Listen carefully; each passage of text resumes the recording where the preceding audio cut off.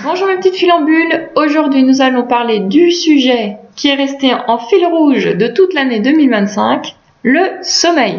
Alors n'hésitez pas à me dire d'ailleurs si vous avez eu des problèmes de sommeil durant cette année, mais en tout cas ce que j'ai pu constater c'est que dans toutes mes séances, quasi 90% on va dire, il y avait un problème de sommeil. Alors les gens ne venaient pas forcément pour ça, mais derrière il y avait un problème de sommeil en plus. Alors bien évidemment, comme d'habitude, on va parler du rôle, de la symbolique, des bienfaits et puis les tips. Alors d'abord pour le rôle, bien évidemment que c'est un moment de régénération cellulaire, de récupération corporelle, donc c'est pour ça que notre corps on a cette sensation d'alourdissement puisqu'il y a une perte de tonicité musculaire. Sur un plan sensoriel, bien évidemment qu'on garde quand même un petit éveil sensoriel pour pouvoir se prémunir de danger. De façon très archaïque, il faut se rappeler que quand on était des hommes des cavernes, il fallait quand même qu'on puisse sentir la fumée, qu'on entende les bruits de pas éventuels pour pouvoir se prémunir des dangers. Donc ce cycle circadien, puisque c'est ça, le cycle jour-nuit, va nous parler également de croissance et puis bien évidemment de conscient et d'inconscient. Je ne vais pas m'étaler plus pour pas rentrer tout de suite dans les symboliques, mais quand même. Ce qui est intéressant aussi à savoir, c'est que donc on passe à peu près un tiers de notre vie à dormir, que les cycles, donc bien évidemment c'est une moyenne, donc c'est plus ou moins vrai pour chacun, mais sont à peu près de 90 minutes. Et donc on en fait 3 à 6 par nuit. Plus on vieillit en général, moins on dort. Et ça fluctue en fait globalement de toute façon tout au long de notre vie. Ce qui est intéressant aussi à noter, c'est que on n'a encore pas tout découvert sur le sujet. Donc évidemment ce que je vous dis là, c'est à la lumière de ce que moi, kinésiologue, je sais et que j'ai pu découvrir d'ailleurs en faisant cette vidéo. Mais voilà, on a encore scientifiquement des progrès à faire, notamment parce qu'on connaît pour l'instant finalement pas grand-chose sur les rêves et que ce que j'ai découvert récemment, c'est que la conscience aujourd'hui, on ne sait toujours pas concrètement réellement ce que c'est, on ne sait pas dire si c'est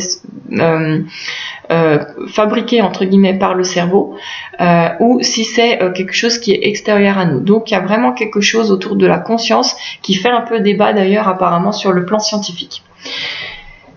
Je vous montre cette petite infographie que j'ai trouvée sur le site de l'INSERM. Globalement, cette vidéo, je l'ai préparée d'ailleurs à partir de ce site et aussi du site Morphée. Je vous invite éventuellement à aller les voir. Donc là, on voit les petites pastilles. Donc éveil, paradoxal et puis phase 1, 2 et 3 du sommeil. Donc en gros, sommeil léger et puis on va dans un sommeil de plus en plus profond. Alors, donc vous voyez ici donc le bleu clair de chaque bord. Donc évidemment c'est les phases d'éveil puisque on a toute notre journée et après on dort. Et donc on voit ici donc on a les sommeils profonds et en violet donc les phases de transition de sommeil. Voilà, donc là sommeil profond, sommeil paradoxal, profond, paradoxal, sommeil léger, sommeil de transition, léger, paradoxal, léger, transition, léger, paradoxal. Donc vous voyez qu'il y a une grosse phase de paradoxal là ici vers 6h du matin. Ce que je trouve intéressant, c'est qu'on voit bien là ici le 3, un peu plus, donc 6-7 heures. Mais ce qui est intéressant, c'est que dans les séances que j'ai eues, souvent sur 3-5 heures, il se passait des choses. Alors soit c'est les réveils justement régulièrement pour le petit pipi nocturne, mais aussi j'ai eu un enfant qui avait des grosses bouffées de chaleur. La maman me disait qu'il se réveillait même trempé, et j'avoue que j'ai parfois ce genre de soucis qui m'a valu d'ailleurs de faire des examens pour voir s'il n'y avait pas une problématique de périménopause. Alors c'était ça et d'autres choses, mais quand même. Et cet enfant m'a amené le sujet, à travers son corps bien évidemment, mais ça nous a amené sur une problématique de saturation émotionnelle. Donc j'ai trouvé ça très intéressant. Je pense que je peux être très facilement sujette à ça. Donc je vous invite, quand vous avez éventuellement cette problématique d'hyperthermie, si on peut dire ça comme ça. Je sais pas si ça serait valable scientifiquement ou médicalement, mais en tout cas voilà. N'hésitez pas à vous introspecter un peu sur comment vous êtes sur le plan émotionnel. Rappelons aussi quand même que la journée, il y a peut-être des choses qu'on ne sait pas voir parce que notre vue est ouverte et qu'on est orienté peut-être un peu plus sur l'extérieur, et que la nuit, il y a ce côté hyper introspectif. D'ailleurs, symboliquement, souvent on dit que le soleil, c'est vraiment le côté yang, le côté rapport aux autres, comment je veux être solaire, justement, comment je veux rayonner sur le monde. Et la nuit, c'est vraiment ce temps de soi à soi, donc il y a ce côté hyper introspectif. Alors justement, rentrons maintenant sur la symbolique. Alors, la symbolique. Les rêves, bien entendu, donc on l'a vu, le côté introspectif. Le fait de fermer les yeux, donc va cultiver aussi ce côté introspectif, mais aussi peut nous parler de ce que l'on ne veut pas voir, d'une fuite de la réalité. Et puis bien évidemment le conscient, l'inconscient, même si la conscience apparemment aujourd'hui, on ne sait pas encore complètement tout sur elle. L'idée de voir en soi, c'est ce que je me suis noté. Pour cette vidéo, j'ai aussi cherché un peu plus sur les différentes pathologies, si on peut dire, autour du sommeil, donc les insomnies. Alors les insomnies, souvent c'est qu'il y a une forme de difficulté à lâcher prise. Donc le lâcher prise, c'est très galvaudé aujourd'hui, mais j'aime bien parler d'acceptation, c'est-à-dire que si j'ai réussi à accepter la situation, si j'ai réussi à discerner qu'est-ce qui est de l'ordre de l'acceptable ou pas, ça va m'aider à lâcher prise. Donc finalement, quand je suis dans l'acceptation, par définition, je lâche prise. Et puis, il y a évidemment tout ce qui est intérieur ou extérieur à soi. Donc c'est vraiment parce que dans cette difficulté d'acceptation, ça peut être aussi bien dans ce que je vis au quotidien que d'une forme de dualité intérieure. Donc c'est pour ça aussi que j'ai vu symboliquement aussi le côté intérieur-extérieur, et donc cette difficulté d'acceptation, voilà pour l'insomnie. L'hypersomnie, la narcolepsie, donc c'est vraiment quand on dort trop ou quand on va tomber en plein milieu de journée. La narcolepsie, c'est vraiment ce truc où on s'endort comme ça d'un seul coup. Alors ce que j'ai découvert, c'est que c'est probablement auto-immune. Donc quand il y a auto-immunité, quelles que soient les maladies, c'est le côté contre soi. C'est que vraiment il y a un mécanisme où d'un seul coup on va agir contre soi, bien malgré nous, bien évidemment. Bien souvent c'est complètement inconscient et ça nous échappe. Ce que j'ai aussi eu comme information, c'est que c'est souvent plus chez les ados et les jeunes adultes. Donc c'est très intéressant parce qu'il y a quand même ce changement de cap. Donc il peut y avoir, et parce qu'on a ce cycle circadien qui nous rappelle aussi sa croissance, donc on voit aussi la symbolique de la croissance, il peut y avoir donc les refus à vieillir, à grandir, et puis in fine évidemment la peur de la mort. Donc la peur de la mort, je pense que concrètement on y est tous sujets, à plus ou moins grande dose, disons, et bien évidemment que la question se posera particulièrement dans les derniers instants de vie, surtout si malheureusement les conditions sont faites d'une manière qu'on va se rendre compte quand on est en train de mourir, par exemple, alors que si une belle mort, souvent on dit c'est de voir mourir dans son sommeil, comme ça on s'en rend pas compte. Effectivement, donc je pense qu'on est tous sujets à cette mort, peur de la mort. Simplement, c'est comment on l'anticipe quelque part. Et si j'arrive à être à l'aise avec le sujet de la mort aujourd'hui, ça me permettra de vivre sereinement, de vivre pleinement. Et puis, ça n'empêchera pas qu'on aura cette petite peur de dernier instant, j'ai envie de dire. Mais le plus possible, on va dire, de dernier instant. Et puis donc éventuellement une fuite de la réalité, comme si la vie était devenue trop pesante et qu'on avait envie de fuir cette réalité. Le trouble du rythme circadien, donc c'est la chronobiologie. Donc j'ai découvert aussi à travers ça que les malvoyants souvent sont sur un cycle de 25 heures et non pas 24. Donc je trouve ça intéressant de voir comment notre vue, notre perception de la vie vient jouer sur ce rythme chronobiologique. Là, on peut y voir le manque de repères. Donc, si vous avez un enfant notamment qui a du mal à se coucher, qui n'est pas en phase, en fait, vous sentez que, on voit bien que le soleil est tombé, que c'est l'heure d'aller se coucher, même pour vous, et que vous n'allez pas vous coucher parce que vous ne sentez pas du tout fatigué, que vous sentez que c'est pas le moment de vous coucher, regardez un petit peu comment a été construite votre journée, si il y a eu des repères En fait, toute notre journée, c'est l'occasion de préparer notre sommeil quelque part, qui encore une fois va être régénérateur, donc qui est éminemment important pour notre vie. Donc c'est important d'avoir des marqueurs forts de type je vais essayer de me réveiller à peu près aux mêmes heures, je vais manger à peu près aux mêmes heures. Évidemment le soir je vais manger plutôt léger pour pas être dans une grosse digestion qui va perturber mon sommeil. Et puis quand je vais me coucher, je vais peut-être déjà éviter les écrans 1 heure avant, me coucher une demi-heure avant l'heure où j'aimerais m'endormir, de façon à ce que le cerveau, sachant qu'il va être allongé, il va se préparer aussi à ça.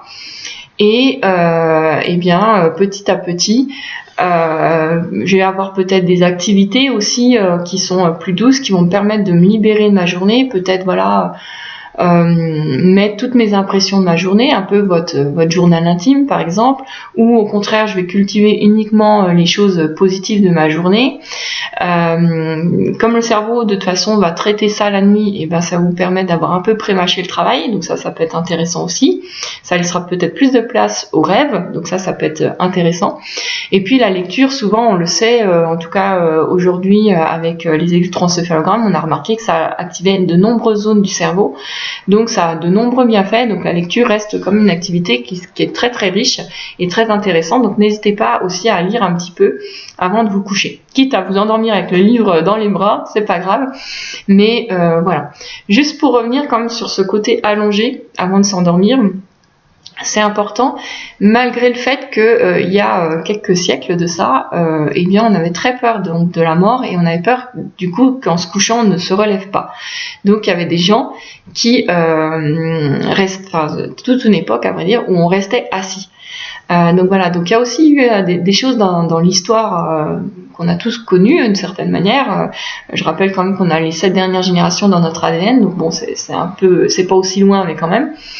Voilà, si vous avez du mal à vous coucher, encore une fois, pensez à votre rapport à la mort et à ce que ça peut générer pour vous l'idée de peut-être pas vous relever. Ensuite, j'ai vu aussi sur les sujets de l'apnée. Donc j'ai vu qu'il y avait une histoire d'obstruction. Donc c'est notamment au niveau du placement de la langue. D'ailleurs, souvent le ronflement, c'est une histoire du placement de langue.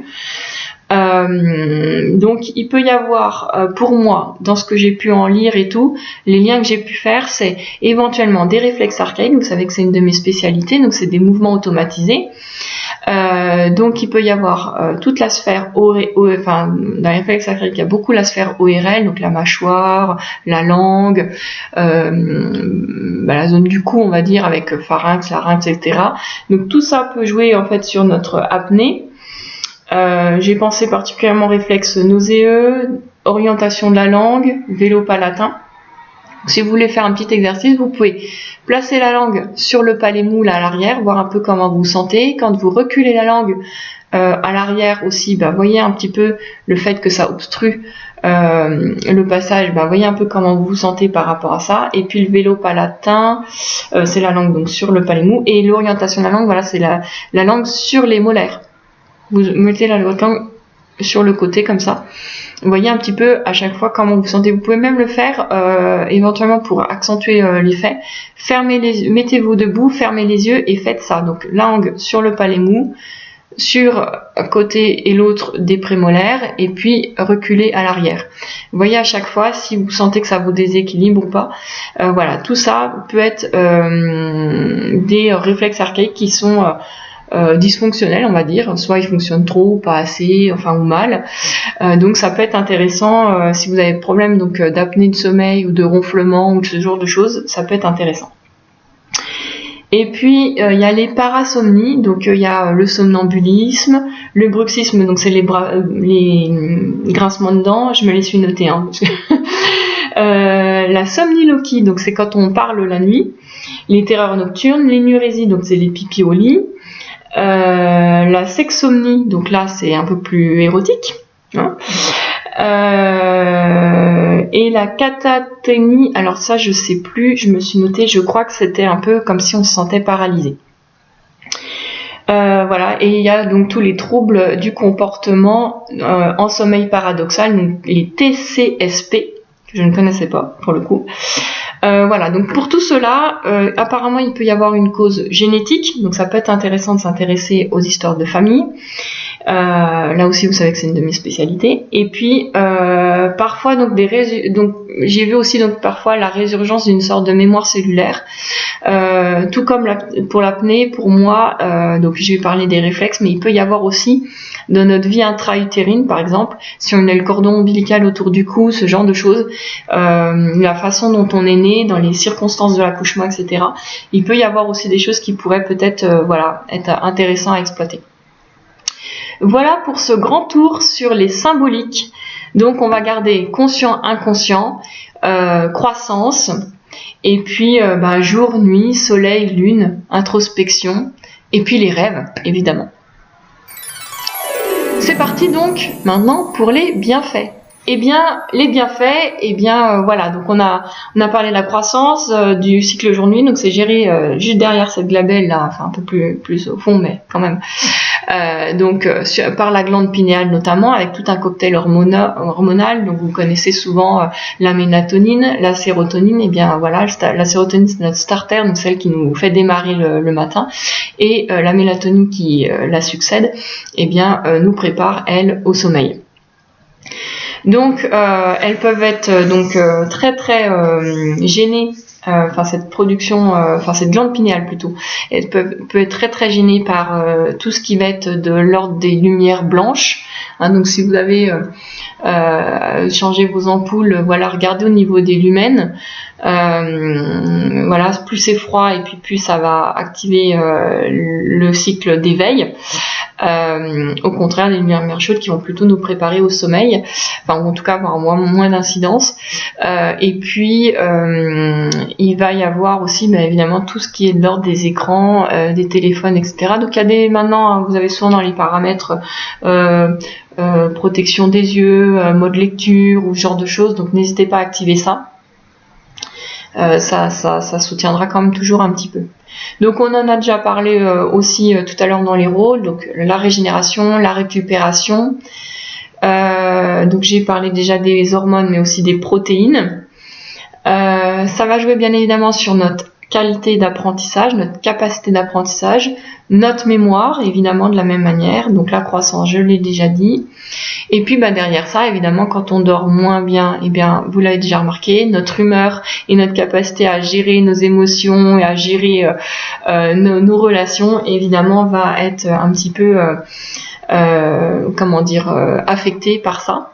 Et puis dans une mesure plus grave, ou en tout cas si ça s'installe un peu trop longtemps, il peut y avoir des problèmes de diabète de type 2 plutôt apparemment, des cancers, des troubles ou des problématiques de l'ordre du cardiovasculaire et de la neurodégénérescence. Donc évidemment quand on parle de neurodégénérescence on pense régulièrement à Alzheimer, mais pas que. Donc voilà. Notamment, donc c'est particulièrement vrai chez les nouveau-nés, où la qualité du sommeil est plus importante encore, puisque c'est là que se développe justement la connexion et les circuits nerveux. Donc c'est vraiment très important à cette période-là au plus possible de tout mettre en œuvre pour qu'il y ait une bonne qualité de sommeil. Nous voilà donnés sur les bienfaits et nous allons donc passer aux tips. Alors les tips, j'en ai déjà un peu parlé, mais la structure, vraiment la structure sur l'aspect conscient des choses, parce que l'aspect conscient, ça on peut un peu plus le maîtriser. Donc vraiment, voyez votre journée comme une façon de préparer votre sommeil qui va participer à ce que votre journée de demain soit encore meilleure, j'ai envie de dire, ou en tout cas se passe sous les meilleurs augures.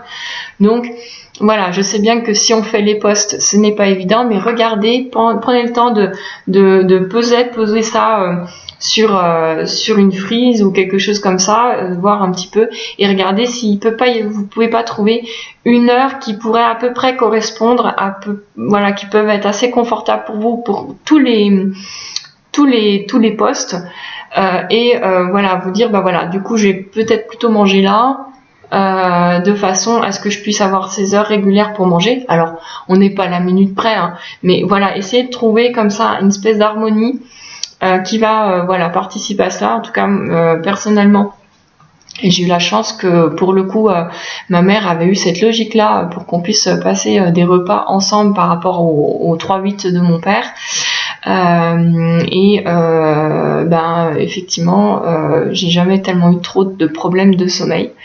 Donc voilà, n'hésitez pas voilà, à commencer déjà par cette base là en tout cas.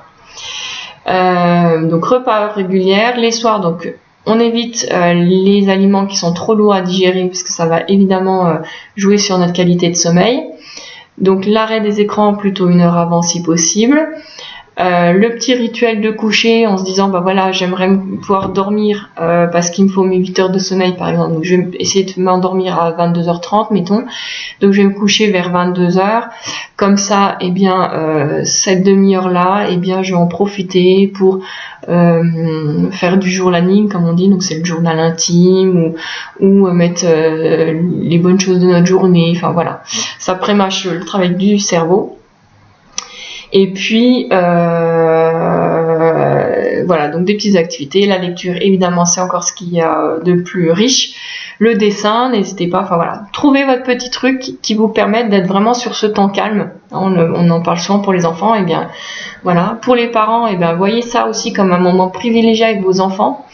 Quand vous allez les coucher, parce qu'évidemment ils se couchent plus tôt que nous en général, donc voilà, voyez ça comme un moment vous allez pouvoir privilégier un moment ensemble, donc raconter une histoire, ça fait partie des grands trucs qu'on a un peu perdu souvent d'ailleurs, mais voilà, qui marche souvent très bien.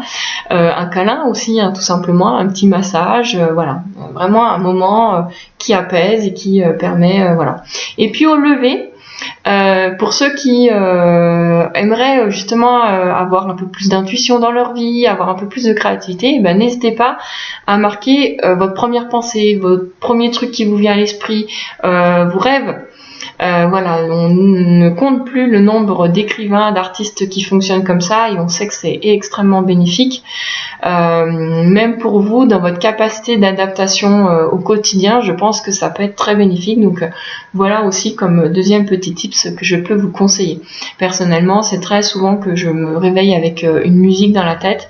Et dans mon petit carnet à côté de mon lit, je me mets alors des fois je suis obligée de fredonner à Google pour qu'il me retrouve la musique, mais peu importe. En tout cas, ça me permet de noter ça. Et puis en fait, je vois ça un peu comme une sorte de message de mon inconscient justement.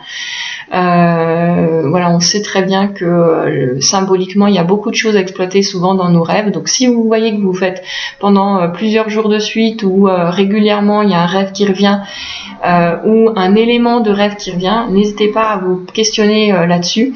Sachez d'ailleurs que c'est une conversation à part entière chez moi dans mes messages tissés. Le raconte-moi, ça peut être voilà, raconte-moi et tel élément de mon rêve. Voilà. Allez, j'en dis pas plus, j'ai déjà été, je pense, suffisamment longue et j'attends avec impatience de vous lire, de voir vos retours et on en rediscute dans les commentaires. À très vite.